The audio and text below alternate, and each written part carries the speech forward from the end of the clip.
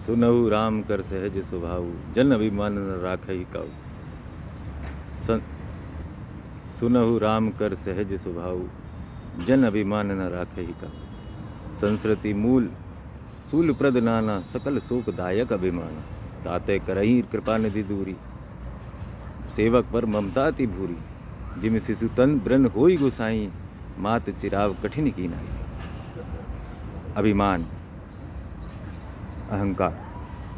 श्रीमद् भागवत में अनेकों स्थान पर आया है। श्री कृष्ण कहते हैं कि जब मैं अपने किसी भक्त पर कृपा करना चाहता हूँ या उस भक्त पर कृपा का अवसर आता है, तब मैं उसका धन छीन लेता हूँ, उसका वैभव, उसका ऐश्वर्य, उसकी संपत्ति छीन लेता हूँ। वास्तव में वो उसका धन नहीं छीनते, धन जनित अभिमान का नाश करते हैं। क्योंकि भगवान अपने भक्त में अभिमान को नहीं सह सकते, अपने भक्त में अभिमान को नहीं देख सकते, चाहे फिर वो धन संपत्ति का हो या अन्य किसी प्रकार का। देखिए, धन संपत्ति, वैभव, ऐश्वर्य इत्यादि का जो अभिमान है वह तो सामान्य है, साधारण है, सामान्य रूप से दृष्टिगोचर होता है। इसको समझना की बहुत कठिनाई नहीं है। जो वास्तविक जटिल अभिमान है वह सदाचार का है।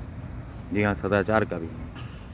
काम, क्रोध, लोभ, मात्सर्य, मोह इत्यादि पर विजय प्राप्त करने का अभिमान, सदाचार के मार्ग पर चलने का अभिमान, गुरु संगति प्राप्त हो जाने का अभिमान, ये जो अहंकार हैं ये बहुत जटिल है। इनको भी प्रभु नहीं सह सकते। इसलिए नहीं सह सकते क्योंकि दैन्य जब तक नहीं आएगा हम में, तब तक भगवान की वास्तविक कृपा नहीं होती। जब तक दीनता नहीं आती तब तक भगवान की वास्तविक कृपा नहीं होती। भगवान रीझते दीन पर हैं, ज्ञानी पर नहीं रीझते, जिज्ञासु पर नहीं रीझते, अर्थ पर भी कम रीझते हैं। जिसमें दैन्य है, जिसमें दीनता है, उस पर भगवान रीझते हैं। तभी तो उनका नाम है दीन दयाल, दीनानाथ, दीन वत्सल, भक्त वत्सल। तो जब इस प्रकार के अभिमान भक्त के मन में, भक्ति मार्ग के पथिकों के मन में इस प्रकार के अभिमान प्रायः अधिकांश भक्तों में आ जाते हैं, सदाचार के मार्ग पर चलने के, हमने काम, क्रोध, लोभ, मद को, मात्सर्य को जीत लिया है, इस प्रकार के अभिमान, इनको दूर करने के लिए भगवान को मन पर एक आघात करना पड़ता है, एक चोट देनी पड़ती है। अपनी माया को वे आदेश देते हैं कि इसकी बुद्धि को ऐसा बना दो, इसकी बुद्धि को ऐसा मोहित कर दो कि इससे इस प्रकार का कोई कर्म आ जाए, बन जाए, जिसको इसको स्वयं पर ही ग्लानि हो, स्वयं से ही घृणा हो। और तब जब वो एक चोट लगेगी, बहुत छोटा सा झटका होगा, जब वह चोट लगेगी तब उस अभिमान का भी नाश हो जाएगा और वो पूरी तरीके से जो कटोरा है, जो पात्र है, वो खाली हो जाएगा। देखिए, भरे कटोरे में तो हम भी किसी को दान नहीं देना चाहते। जिसका कटोरा खाली होता है उस पर ज़्यादा रीझते हैं, ज़्यादा हमारा स्नेह होता है। तो भगवान भी दीनानाथ हैं, दैन्य को देखते हैं। जैसे नारद जी के साथ उन्होंने किया।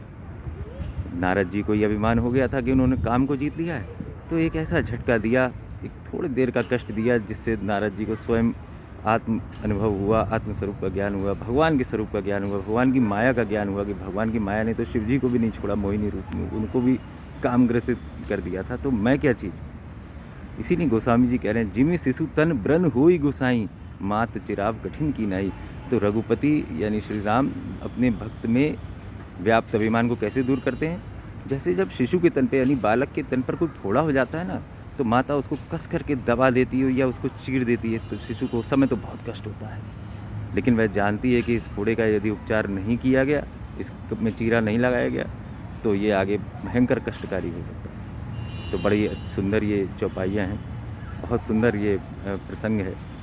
सुनहु राम कर सहज स्वभाव, जन अभिमान न राखिए काऊ। राम किसी के मन में अभिमान को नहीं रहने देते। क्यों नहीं रहने देते? संस्कृति मूल सूल प्रद नाना, सकल शोक दायक अभिमान। ये सकल शोकों को देने वाला है ये अभिमान। जब तक दैन्य नहीं आएगा ना, व्यक्ति में ईगो रहेगी, अभिमान रहेगा, उसको कभी सुख नहीं मिलेगा। क्योंकि हमेशा उसको यही लगेगा कि उसको वो मिला ही नहीं है जो जिसका वो पात्र है, जिसको वो डिजर्व करता है। ताते रखई कृपा निधि दूरी, इसलिए कृपा निधि इसको भक्त को, अभिमान को दूर कर देते हैं भक्त से। ममता, सेवक पर ममता अति भूरी, क्योंकि उनको अपने सेवक पर बड़ी ममता है। जिमि शिशु तन ब्रन होई गोसाई, मात चिराव कठिन की नाई। तो धन्यवाद। जय जय श्री राधे। आपका दिन मंगलमय हो।